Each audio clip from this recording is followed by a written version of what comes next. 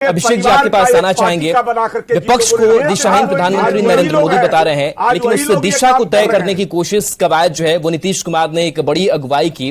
लेकिन क्या लगता है कि नीतीश कुमार के लिहाज से अगर बात करें तो ये विपक्षी एकता दिशाहीन हो रहा है, और अगर दिशाहीन हो रहा है तो ये तो बड़ा ड्रॉबैक होगा मुख्यमंत्री नीतीश कुमार के लिए। नहीं, भारतीय जनता पार्टी के कह देने मात्र से विपक्षी एकजुटता की जो मुहिम है वो दिशाहीन थोड़ी हो सकती है। लगातार दशा और दिशा तय हो रही है। दूसरी सकारात्मक बैठक होती है, सिर्फ नाम बाहर आता है। देखिए, इंडिया नाम है और इंडिया का जो बाइफर्केशन है वो भी बताया गया है कि क्यों ये नाम रखा गया है। और इंडिया नाम सुनते ही हर देशवासी का मन हर्षित प्रफुल्लित हो जाता है।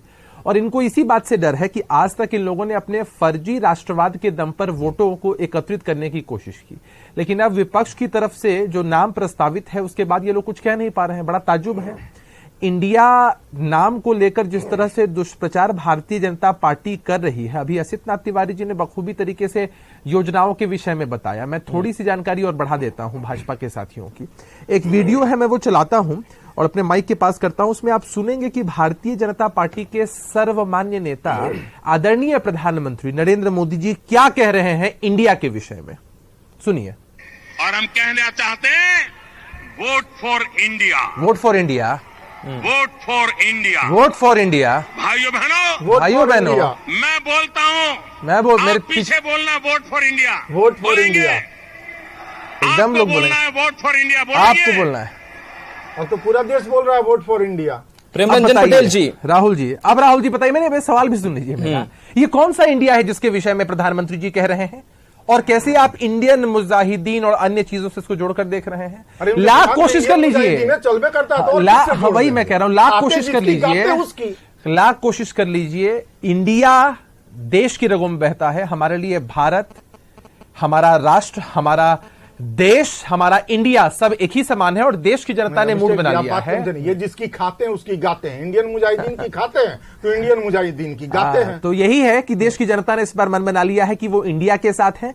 अब ये बताएं कि इंडिया और भारत में इनके हिसाब से क्या बाइफर्केशन है, और ये बताएं कि वोट फॉर इंडिया जब प्रधानमंत्री जी कहते हैं तो किस इंडिया के विषय में कहते हैं। जब इतनी योजनाओं का नाम श्रद्धेय अटल बिहारी वाजपेयी जी या प्रधानमंत्री जी रखते हैं तो किस इंडिया की बात करते हैं। और आज अपनी घटिया और ओछी राजनीति के लिए ये किस इंडिया के विषय में कह रहे हैं। बेहद संवेदनशील मुद्दा होता है राहुल।